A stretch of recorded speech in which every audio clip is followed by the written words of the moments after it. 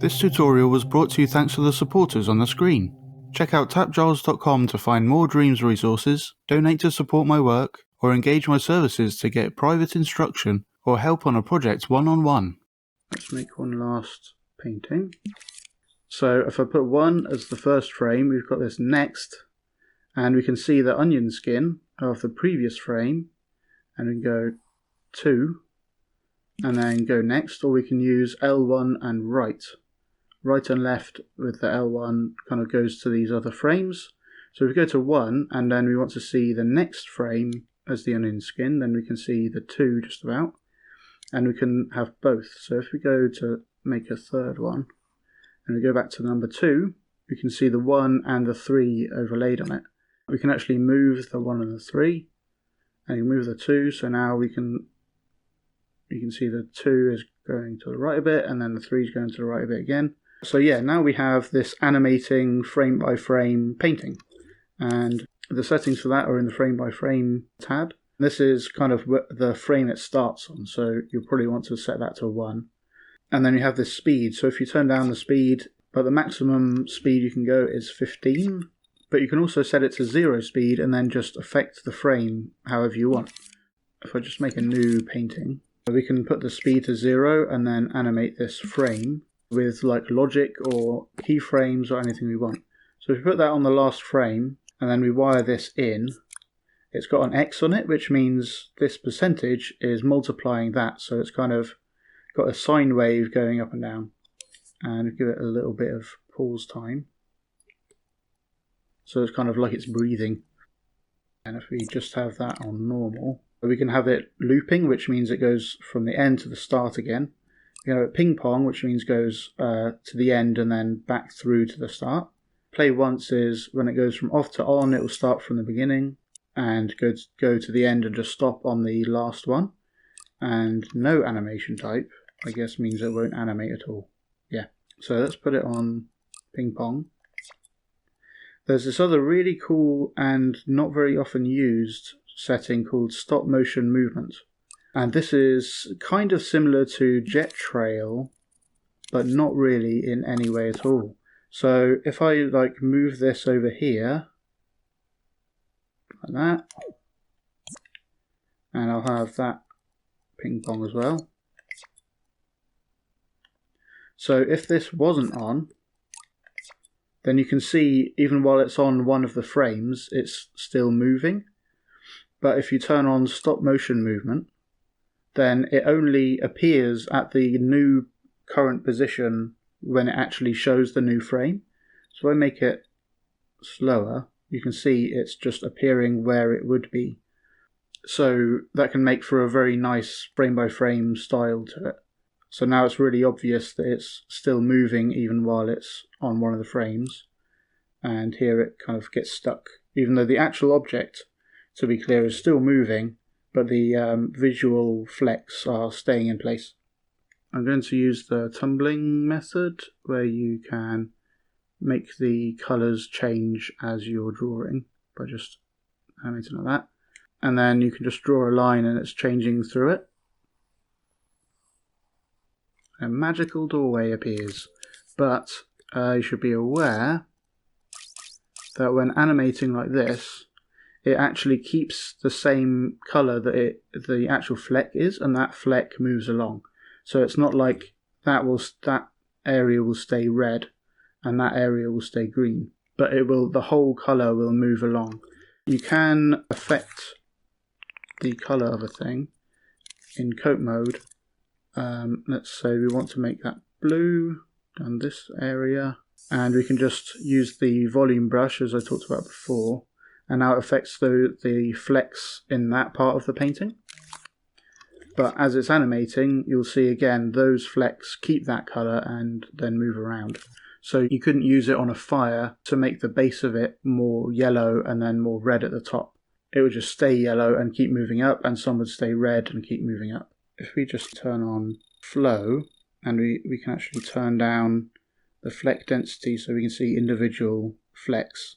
So all that's happening with flow is each Fleck is fading in and then moving across and then fading out. again, it's kind of on a Fleck by Fleck basis, and they're moving in a particular direction.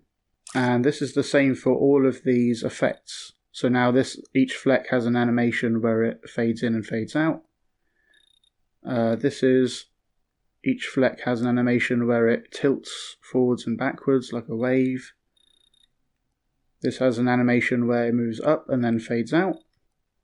And throb goes up and down. And hand drawn is a little different. It actually randomly adjusts the points of the stroke. So you can think of this stroke as being a point there, a point there, a point there, and it draws a line between them all to make up the stroke. So if it's very low, then it's a lot of time in between adjustments where it randomly positions them, and the random positioning is very slight, so it's barely noticeable. If you turn it way up, then each point is being moved around or jittered quite a lot, and it's happening a lot faster. So that's what the hand-drawn animation does. There's also this feature they've added called stretch, which on each Fleck by Fleck basis, it's making each of them longer along the axis where they're pointing. So if I make that normal and then use the comb in the style mode to have them all pointing that way, now they'll stretch along that way instead.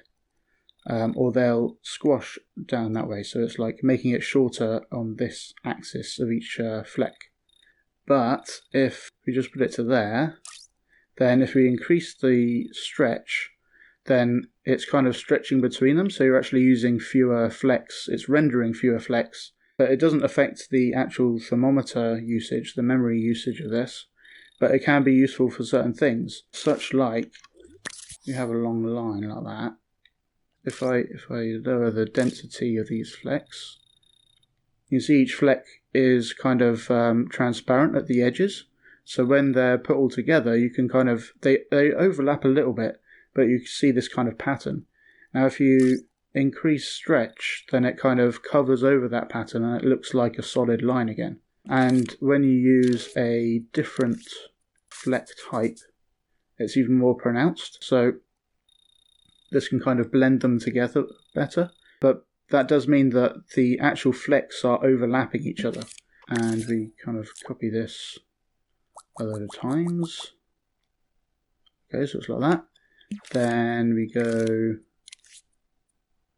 to test mode and look at the overdraw. Then they overdraw a fair bit with the stretch. Let's just reset that stretch. If we set that stretch to less than 100%, then it will make those gaps more pronounced. But it would reduce the overdraw because those Flecks aren't going over each other at all. And now if we increase that,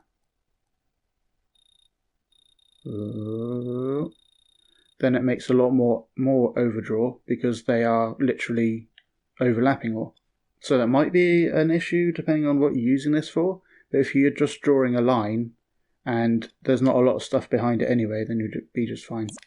There's also Animate in sequence, which actually affects more than just animation, but other things as well. So if I go 1, 2, 3, that was the first stroke, second stroke, third stroke.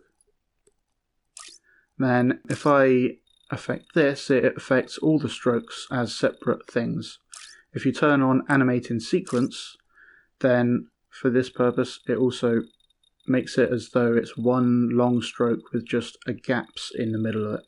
So that's how you can do like drawing out something that you've drawn with paint. You can take a really complicated painting and animate the whole thing out in the order that it was made, sort of thing.